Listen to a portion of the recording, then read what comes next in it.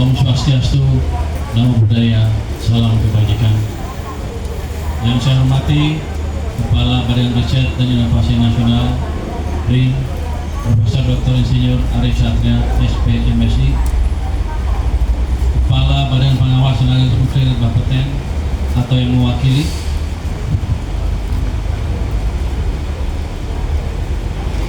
siapa? Saya pikir Irma kita injil. Kepala Badan Karantina Indonesia atau yang mewakili, Direktur Utama PT Pelabuhan Indonesia atau yang mewakili,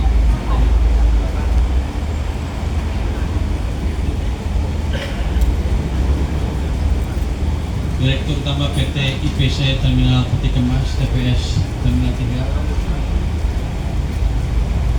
para pejabat eselon 1 dan 2 Kementerian Keuangan serta para awak media dan hadirin yang berbahagia.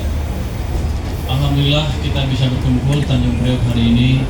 Agenda kita sederhana tapi penting. Bea Cukai meresmikan pemindai peti kemas baru pada hari ini. Saya ingin adanya perubahan. Dulu urusan bea cukai bikin deg-degan, sekarang yang deg-degan justru oknum penyelundup. Ini kata bea cukai. Betul. Apa belakangnya? Dulu pelayanan bea cukai dinilai lambat, sekarang malah AI-nya yang diminta jangan terlalu cepat. Kita juga mengenalkan layanan digital berbasis AI, semua untuk satu tujuan, yaitu arus barang lebih aman, lebih cepat, lebih transparan. Transformasi digital di kepabeanan bukan pilihan, ini adalah suatu keharusan. Kita harus menjaga kepercayaan publik, kita harus menjaga daya saing ekonomi, dan kita harus memerangi penyelundupan dengan cara yang lebih modern. Para hadirin sekalian, pemindai baru di Terminal 3 sudah dilengkapi Radiation Portal Monitor.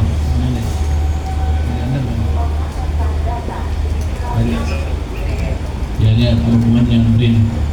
Hal ini bisa mendeteksi bahan berbahaya dan radioaktif tanpa memutar kontainer. Pemeriksaannya cepat, akurat, aman, dampaknya langsung, keamanan meningkat, layanan lebih singkat, dan pelanggaran bisa ditekan lebih dini. Di sisi layanan, kita juga meluncurkan SSR Mobile. Ini adalah pelaporan mandiri berbasis Seisa Mobile.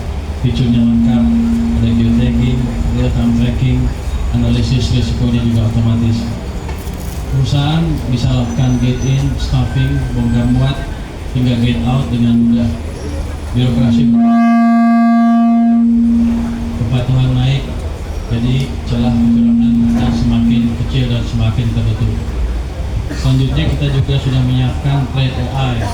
Ini adalah sistem berbasis kecerdasan artifisial untuk memperkuat pengawasan impor.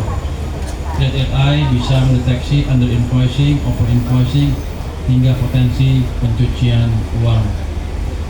Sistem ini analisis nilai pabean, klasifikasi barang, dan verifikasi dokumen. Semuanya terintegrasi dengan Seisa 4.0, jadi pengawasannya lebih tajam dan keputusan menjadi lebih cepat. Barusan saya coba TDI di kantor bea cukai sebelah sana ya. Jadi TDI ini baru dikembangkan dalam waktu 2 minggu terakhir dan kinerjanya cukup bagus. Pada waktu saya mengunjungi kantor di bea cukai di Cikarang gitu ya, saya diskusi dengan petugas bea cukai yang memeriksa dokumen. Itu dilakukan dengan manual satu.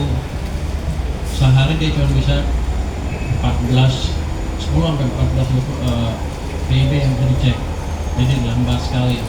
Dengan TDI ini itu pembandingnya hampir otomatis, sampai bisa dihitung kekurangan berapa bayar pajak, bayar tarifnya ya. Jadi maksudnya ya, kalau waktu saya ke Surabaya kan saya lihat tuh barang apa, saya cek harganya berapa, saya cek ke marketplace kan langsung secara manual. TDI melakukan ini dengan otomatis, jadi begitu barangnya ini masuk langsung dicek ininya, langsung dibandingkan dengan hal dari di marketplace di Indonesia lalu dilakukan pengecekan di luar negeri, marketplace luar negeri. Jadi akan lebih cepat dan kemungkinan terjadinya under invoicing akan semakin kecil. Jadi bea cukai sudah cukup bergerak cepat dalam beberapa minggu terakhir. Rupanya emang orang bea cukai pintar-pintar, hanya tinggal dikebukin aja.